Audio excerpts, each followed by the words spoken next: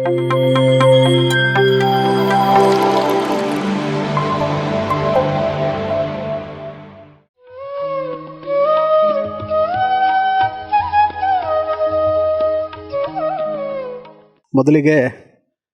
ಎನ್ನ ಗುರುಗಳಾದ ಪತ್ರಿಜಿಯವರ ಪಾದಕಮಲಗಳಿಗೆ ನಮಸ್ಕರಿಸುತ್ತಾ, ನನ್ನ ಹೆಸರು ಸುರೇಶ್ ಅಂತೇಳಿ, ನಾನೊಬ್ಬ ಪಿರಮಿಡ್ ಮಾಸ್ಟರ್, ರಾಯಚೂರಿಂದ ಬಂದಿದ್ದೀನಿ.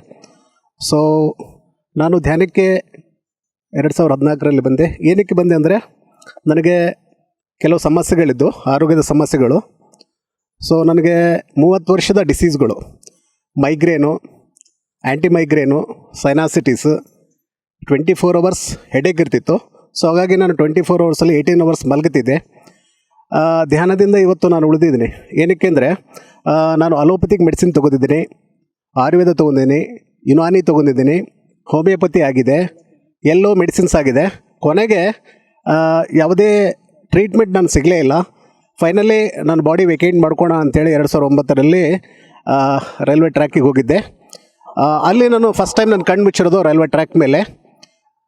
ಆವಾಗ ನನ್ನಲ್ಲಿ ಒಂದು ಯುದ್ಧ ನಡೀತು. ಏನಂದರೆ, ಆಗಲೇ ನನಗೆ 2 ಮಕ್ಕಳಿದ್ದರು. ಒಬ್ಬರು ಮಗಳು, ಒಬ್ಬ ಮಗ ಇದ್ದ. ಮಗಳು ಬಂದುಬಿಟ್ಟು 7th ಸ್ಟ್ಯಾಂಡರ್ಡ್ ಇದ್ದಳು, ಮಗ 1 ವರ್ಷದವನಿದ್ದ. ಸೊ ನನ್ನ ರೈಲ್ವೆ ಟ್ರ್ಯಾಕ್ ಮೇಲೆ ಕಣ್ಣು ಮುಚ್ಕೊಂಡು ನಾನು ಕ್ವೆಶನ್ ಕೇಳ್ಕೊತಾ ಇದ್ದೆ, ಸಾಯಬೇಕಾದ್ರೆ ಏನಕ್ಕೆ ಸಾಯ್ತಾ ಇದೆಯಾ?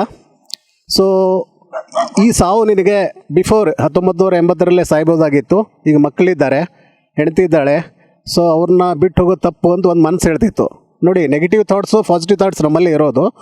ಸೊ ಆವಾಗ ಗೊಂದಲದಲ್ಲಿ ಒಂದು ಮನಸ್ಸು ಹೇಳ್ತಿತ್ತು, ನಿನಗೆಲ್ಲ ಮೆಡಿಸಿನ್ ತೊಗೊಂಡಿದ್ಯಾ, ಸುಮಾರು 10 ಲಕ್ಷ ಖರ್ಚು ಮಾಡಿದೆಯಾ, ಈ ನಿನಗೆ ಹೆಡ್ಡೇಕ್ ಕಡಿಮೆ ಆಗಲಿಲ್ಲ, ಮೈಗ್ರೇನ್ ಕಡಿಮೆ ಆಗಲಿಲ್ಲ, ಸೈನಾಸಿಟಿಸ್ ಕಡಿಮೆ ಆಗಲಿಲ್ಲ, ಭಯಂಕರ ಕೋಪ, ಹಾಗಾಗಿ ಯಾವ ಕೆಲಸನೂ ಮಾಡ್ತಾ ಇರಲಿಲ್ಲ, ಇದ್ದರೂ ಅಷ್ಟೇ ಹೋದ್ರೆ ಅಷ್ಟೇ, ಬಿಟ್ಟು ಹೋದ್ರಾಯ್ತು ಅಂತ ಪ್ಲ್ಯಾನ್ ಮಾಡ್ತಾಯಿದ್ದೆ. ಒಂದು ಮನಸ್ಸು ಹೇಳ್ತಿತ್ತು, ಹೋಗೋದ್ರಿಂದ ಏನೂ ಅಚೀವ್ ಮಾಡೋಕ್ಕಾಗಲ್ಲ, ಸ್ವಲ್ಪ ದಿನ ವೆಯ್ಟ್ ಮಾಡು ಅಂತ ಹೇಳ್ತು ಒಂದು ಮನಸ್ಸು. ಕೊನೆಗೆ ಫೈನಲಿ ಯುದ್ಧ ನಡೆದು ಒಂದು ಮನಸ್ಸು ಹೇಳ್ತು, ಸಾವನ್ನು ಕೆಲವು ದಿನದ ಮಟ್ಟಿಗೆ ಪೋಸ್ಟ್ಪೋನ್ ಮಾಡೋಣ ಅಂತೇಳಿ.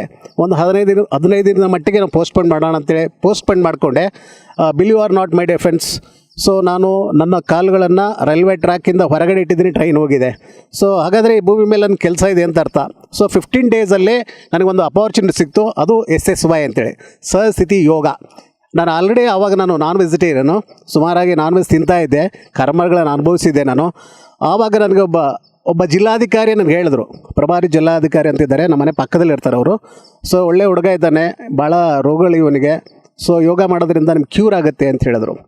ನಾನು ಅವ್ರ ಹತ್ರ ನನಗೆ ದುಡ್ಡು ಇರಲಿಲ್ಲ ಕೊಡಲಿಕ್ಕೆ. ಅವ್ರು ಹೇಳಿದ್ರು, ಒಂದು 500 ಫೀಸ್ ಇರುತ್ತೆ, ಅದನ್ನು ಕಟ್ಟಿಬಿಟ್ರೆ ನಿಮಗೆ ಒಂದು 13 ಡೇಸ್ ಕ್ಲಾಸ್ ಮಾಡಿಸ್ತಾರೆ, ಯೋಗ ಮತ್ತು ಪ್ರಾಣಾಯಾಮಗಳು ಮತ್ತು ಧ್ಯಾನ ಅಂತ ಹೇಳಿದ್ರು. ನಾನು ಹೇಳಿದೆ, ಸರ್ ಇಷ್ಟೆಲ್ಲ ಖರ್ಚು ಮಾಡಿದ್ದೀನಿ, ನಾನು ಲಕ್ಷಗಟ್ಟಲೆ ಖರ್ಚು ಮಾಡಿದ್ದೀನಿ, ಅದರಿಂದ ಕ್ಯೂರ್ ಆಗಿಲ್ಲ. ಸೊ ನಾವು ಈ ಕಣ್ಣನ್ನು ಮುಚ್ಕೊಂಡ್ರಿಂದ ಯಾವ ರೀತಿ ಕ್ಯೂರ್ ಆಗುತ್ತೆ ಅಂತ ಹೇಳಿದ್ರು. ಸರ್ ಒಂದು ಟ್ರೈ ಮಾಡಿ ಅಂತ ಹೇಳಿದ್ರು. ಸರಿ, ಆಲ್ರೆಡಿ ನಾನು ರೈಲ್ವೆ ಟ್ರ್ಯಾಕಿಂದ ಹೊರಗಡೆ ಬಂದಿದ್ದೆ, ಅದು ನನಗೆ ಸ್ವಲ್ಪ ದಿನದಲ್ಲೇ ಸಿಗಿತು ಆ ಒಂದು ಅವಕಾಶ. ಸೊ ನಾನು ಕ್ಲಾಸ್ ಮಾಡಿದೆ. ಆ್ಯಕ್ಚುಲಿ ನನಗೂ 15 ಡೇಸಲ್ಲಿ ನಾನು ಬಾಡಿ ವೇಕೆಂಟ್ ಮಾಡ್ಕೋಬೇಕಾಗಿತ್ತು. 1 day, 2 days, 3 days, 4 days, 5 days, 7 days ಈ ಥರ ಆಗ್ತಾ ನಾನು ಕ್ಲಾಸ್ ಮಾಡೋವರಿಗೆ, ಕ್ಲಾಸ್ ಮುಗಿದ ತಕ್ಷಣ ನಾನು ಆ 15 ಡೇಸ್ ಹೋಗಿಬಿಟ್ಟಿತ್ತು. ಸೊ ಆವಾಗ ನನಗೆ ಒಂದು SSYಯಲ್ಲಿ ಒಂದು 50% ನಾನು ಕಡಿಮೆ ಆಯಿತು. ಆವಾಗ ಕೂಡ ನಾನ್ ವೆಜಿಟೇರಿಯನ್ ನಾನು. ಕೊನೆಗೆ 2013-14ರಲ್ಲಿ ನನಗೆ ಒಂದು ಅವಕಾಶ ಕೊಟ್ಟಿದ್ದು PSSMಗೆ, ನನ್ನ ಗುರುಗಳಾದಂಥ ಚಂದ್ರಶೇಖರ್ ಅವರಿಗೆ ಥ್ಯಾಂಕ್ಸ್ ಹೇಳಲಿಕ್ಕೆ ಇಷ್ಟಪಡ್ತೀನಿ. ಅವರೊಂದು ಅವಕಾಶ ಕೊಟ್ಟರು. ಏನಂದರೆ, ಒಬ್ಬ ಗುರುಗಳು ಬರ್ತಾ ಇದ್ದಾರೆ, ಆ ಗುರುಗಳನ್ನು ನೀವು ಒಂದು ಸಲ ವಿಸಿಟ್ ಮಾಡಿ ಅಂತ ಹೇಳಿದ್ರು. ಏನು ಹೇಳ್ತಾರೆ ಅವರು ಅಂತ ಹೇಳಿದ್ರು, ಧ್ಯಾನ ಹೇಳ್ತಾರೆ ಅಂದರೆ. ಆಲ್ರೆಡಿ ನಾನು ಧ್ಯಾನದ ಬಗ್ಗೆ ಸ್ವಲ್ಪ ಚೆನ್ನಾಗಿ ಗೊತ್ತಿತ್ತು. ಸರಿ ಅಂತೇಳಿ ಸರ್ ಹತ್ರ ಹೋದೆ ನಾನು. ಸರ್ ಒಂದು ಶೇಕ್ ಹ್ಯಾಂಡ್ ಕೊಟ್ಟರು ನನಗೆ. ಎಸ್ ಟೆಲ್ ಮಿ ಅಂತ ಹೇಳಿದ್ರು. ಸೊ ಅವತ್ತು ಆ ಒಂದು ಶೇಕ್ ಹ್ಯಾಂಡ್ ನನ್ನ ಲೈಫೇ ಚೇಂಜ್ ಆಗಿಬಿಡ್ತು. ನಿಜವಾಗ್ಲೂ ಖುಷಿ ಆಗುತ್ತೆ. ಯಾಕೆಂದರೆ ನನ್ನ ರೋಗಗಳಿಗೆ ನಾನು ಥ್ಯಾಂಕ್ಸ್ ಹೇಳಬೇಕು. ನಾನು ಆ ರೋಗ ಇದ್ದಿದ್ದರೆ ನನಗೆ ಧ್ಯಾನ ಸಿಗ್ತಾ ಇರಲಿಲ್ಲ. ಸೊ ನಾನು ಸರ್ಗೆ ಸಿಕ್ಕಾಗ ಅವ್ರು ನನಗೆ ಶೇಕ್ ಹ್ಯಾಂಡ್ ಮಾಡಿದ್ರು, ನಾನು ವಿಶ್ ಮಾಡಿದ್ರು. ಆಮೇಲೆ ಧ್ಯಾನ ಕೂಡ ಸರ್ ಮುಖಾಂತರ ಕಲಿತೆ ನಾನು. ಒಂದು ಈವೆಂಟ್ ಆಯಿತು ರಾಯಚೂರಲ್ಲಿ, ರಾಮಲಿಂಗೇಶ್ವರ ಮೈದಾನದಲ್ಲಿ. ಅವಾಗ ಸುಮಾರಾಗಿ 5,000 ಜನ ಸೇರಿದರು. ಆಗ ನಾನು ಹೋಗಿದ್ದೆ. ನಾನು SSYಯಲ್ಲಿ ಕೆಲವು ರಿಸ್ಟ್ರಿಕ್ಷನ್ಸ್ ಇರುತ್ತೆ, ಆಲೋಚನೆಗೆ ಬರ್ತವೆ, ಕಟ್ ಮಾಡಬಾರ್ದು, ಫಾಲೋ ಮಾಡ್ಬೋದು, ಈ ಥರ ರೆಸ್ಟ್ರಿಕ್ಷನ್ಸ್ ಇರುತ್ತೆ. ನನಗೆ PSSM ಭಾಳ ಖುಷಿ ಅನ್ನಿಸ್ತು. ಆನಾಪಾನಸತಿ ಹೆಂಗೆ ಅಂದರೆ ಹಾಯಾಗಿ ಕುತ್ಕೋಬೇಕು, ಯಾವ ನಾಮಸ್ಮರಣೆ ಇಲ್ಲ, ಜಪ ಇಲ್ಲ, ಮಂತ್ರೋಚ್ಚಾರಣೆ ಇಲ್ಲ, ಏನೂ ಇಲ್ಲ, ಚೆನ್ನಾಗಿದೆಲ್ಲ ಅನ್ನಿಸ್ತು. ಸೊ ನನಗೆ ರೋಡ್ ಹತ್ರ ಒಂದು ಸೀಟ್ ಸಿಕ್ಕಿತ್ತು. ಆ ಒಂದು 45 ನಿಮಿಷ ಹೇಗೆ ಹೋಯ್ತು ಗೊತ್ತಾಗಲಿಲ್ಲ. ಸೊ ಅವತ್ತೇ ಅಂದ್ಕೊಂಡೆ ಇದೇ ಫೈನಲ್. ಸೊ ಇದರಿಂದ ಈ ಗುರು ಅಂದರೆ ಇವರೇ ಅಂದ್ಕೊಂಡೆ ನಾನು. ಇಂಥ ಗುರುಗಳು ಸಿಗಬೇಕಾದ್ರೆ ಪೂರ್ವಜನ್ಮದ ಸುಕೃತ ಅಂದ್ಕೊಂಡೆ ನಾನು. ಸೊ ಅದರಿಂದ ಆ ಒಂದು ಧ್ಯಾನದ ಮುಖಾಂತರ, ಆನಾಪಾನಸತಿ ಧ್ಯಾನ ಮುಖಾಂತರ ವಿತಿನ್ 6 ಮಂತ್, ಬರೀ 6 ತಿಂಗಳಲ್ಲಿ ನನ್ನ ಕ್ರಾನಿಕ್ ಡಿಸೀಸ್ಗಳಾದಂಥ ಎಲ್ಲ ಡಿಸೀಸ್ಗಳು, 30 ವರ್ಷದ ರೋಗಗಳು ವಿತಿನ್ 3 ಮಂತ್ಸಲ್ಲಿ ಕ್ಯೂರ್ ಆಗಿದೆ. Believe or not my dear friends. ಯಾಕಂದರೆ ನನ್ನ ಹತ್ರ ಎಲ್ಲ ರಿಪೋರ್ಟ್ಸ್ ಇದೆ, 30 ವರ್ಷದ ರಿಪೋರ್ಟ್ಸ್ಗಳಿವೆ, ಪ್ರಿಸ್ಕ್ರಿಪ್ಷನ್ಗಳಿದ್ದಾರೆ, ಡಾಕ್ಟ್ರುಗಳು ಇದ್ದಾರೆ, ಇದ್ದಾರೆ ಡಾಕ್ಟ್ರುಗಳು. ಸೊ ಅಂಥ ಒಂದು ಡಿಸೀಸ್ ಓನ್ಲಿ ಥ್ರೂ ಮೆಡಿಟೇಷನ್ ಆಗಿದೆ ಅಂದರೆ ನಿಜವಾಗ್ಲೂ ಮಿರಾಕಲ್ ಅನ್ನೋದು ನಮ್ಮ ಒಳಗಡೆ ಇದೆ, ಹೊರಗಡೆ ಇಲ್ಲಿ ಇಲ್ಲ. ಮಿರಾಕಲ್ ನಡೀತಾನೆ ಇರುತ್ತೆ ನಿಜವಾಗ್ಲೂ. ಸೊ ಅದನ್ನು ನಾನು ಎಷ್ಟು ಲಾಭ ತೊಗೊಂಡಿದ್ದೇನೆ ಧ್ಯಾನದಿಂದ, ಕೋಟಿಗಟ್ಟಲೆ ಲಾಭ ತೊಗೊಂಡಿದ್ದೀನಿ. ಸೊ ಫೈನಲಿ ಒಂದೇ ಹೇಳಲಿಕ್ಕೆ ಇಷ್ಟಪಡ್ತೀನಿ, ಪ್ರತಿಯೊಬ್ಬರು ಧ್ಯಾನ ಮಾಡಬೇಕು. ಧ್ಯಾನ ಅಂದರೆ ಏನು ಅಂದರೆ ಅವೇರ್ ಇರೋದಷ್ಟೇ. ಕಣ್ಣನ್ನು ಮುಚ್ಕೊಂಡು ಕೂತ್ಕೊಂಡು ಆಲೋಚನೆ ಮಾಡೋದು ಧ್ಯಾನ ಅಲ್ಲ ಮಾಡಿ ಫ್ರೆಂಡ್ಸ್. ಜಸ್ಟ್ ನಾವು ಅವೇರ್ ಇರಬೇಕು. 24/7 ನಮ್ಮ ಮನಸ್ಸು, ನಮ್ಮ ಮೈಂಡು ನಮ್ಮ ಅಂಡರಲ್ಲಿರಬೇಕು. ನಮಗೆ ದುಡ್ಡು ಯಾವ ರೀತಿ ಖರ್ಚು ಮಾಡ್ತೀವಿ ನೋಡಿ, ಆ ಥರ ನಮ್ಮ ಆಲೋಚನೆಗಳು ಖರ್ಚು ಮಾಡಬೇಕು. ಅದನ್ನೇ ಧ್ಯಾನ ಅಂತಾರೆ. ಕಣ್ಣನ್ನು ಮುಚ್ಕೊಂಡು ಗಂಟೆಗಟ್ಟಲೆ ಕೂತ್ಕೊಂಡು ಆಲೋಚನೆ ಮಾಡೋದು ಧ್ಯಾನ ಅಲ್ಲ ನಿಜವಾಗ್ಲೂ. ಸೊ 24/7 ಅವೇರ್ ಇರಬೇಕು. ನಮ್ಮಲ್ಲಿರುವಂಥ ನೆಗೆಟಿವಿಟೀಸ್ ಕಡಿಮೆ ಆಗ್ತವೆ ಮಾಡಿ ಫ್ರೆಂಡ್ಸ್. ನಾನು PSS ಬಂದ ಬಳಿಕ ನಾನ್ ವೆಜಿಟೇರಿಯನ್ನ ಕಂಪ್ಲೀಟ್ ಬಿಟ್ಬಿಟ್ಟೆ. ನನ್ನಿಂದ ನನ್ನ ಫ್ಯಾಮ್ಲಿ ಚೇಂಜ್ ಆಯಿತು.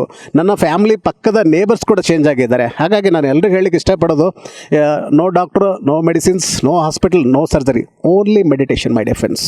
ಹಾಗಾಗಿಬಿಟ್ಟು ಪ್ರತಿಯೊಬ್ಬರು ಎಲ್ಲಿವರೆಗೆ ಮಾಡಬೇಕಂದ್ರೆ ಈ ಭೂಮಿ ಮೇಲೆ ಇರುವವರೆಗೆ ಮಾಡಬೇಕು. ಸೊ ಇದರಿಂದ ನಾನು ಇವತ್ತು ಬದುಕಿದ್ದೀನಿ ಅಂದರೆ ಬಿಕಾಸ್ ಆಫ್ ಮೆಡಿಟೇಷನ್. ಸೊ ನನ್ನ ಡ್ಯೂಟಿ ಏನಿದೆ, ನಾನು ಕೊನೆ ಉಸಿರಿರುವವರೆಗೂ ನನ್ನ ಲೈಫಲ್ಲಿ ಕೊನೆಯ ಬ್ರೆತ್ ಕೂಡ ನಾನು ಟೀಚ್ ಮಾಡ್ತಾನೆ ಹೋಗ್ಬೇಕಂತ ಒಂದು ಲೈಫ್ ಡಿಸೈನ್ ಇದೆ. ಹಾಗೆ ಕೆಲಸ ಮಾಡ್ತಾಯಿದ್ದೀನಿ. ಹಾಸ್ಪಿಟ್ಲ್, ಸ್ಕೂಲ್, ಕಾಲೇಜ್ ಎಲ್ಲ ಕಡೆ ಹೇಳಿ ನಾನು ಕೌನ್ಸಿಲಿಂಗ್ ಮಾಡ್ತಾ ಎಲ್ಲರಿಗೆ ಮೆಡಿಟೇಷನ್ ಬಗ್ಗೆ ಅವೇರ್ನೆಸ್ ತರ್ತಾ ಇದ್ದೀನಿ.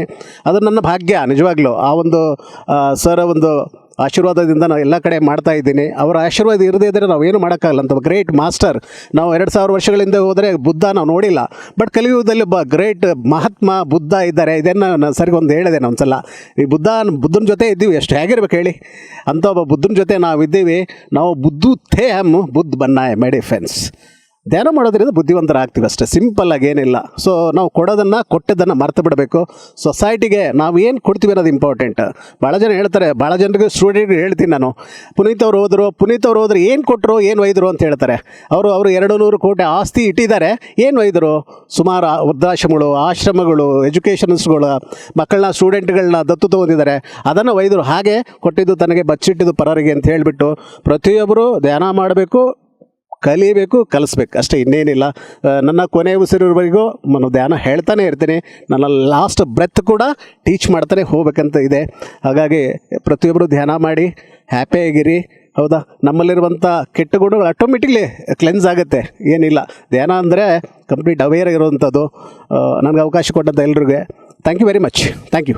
PMC ಕನ್ನಡ ಚಾನೆಲ್ ಅನ್ನು ಲೈಕ್ ಮಾಡಿ, ಶೇರ್ ಮಾಡಿ, ಸಬ್ಸ್ಕ್ರೈಬ್ ಮಾಡಿ ಮತ್ತು ಮಾಡಿಸಿ. ಎಲ್ಲರಿಗೂ ಧನ್ಯವಾದಗಳು.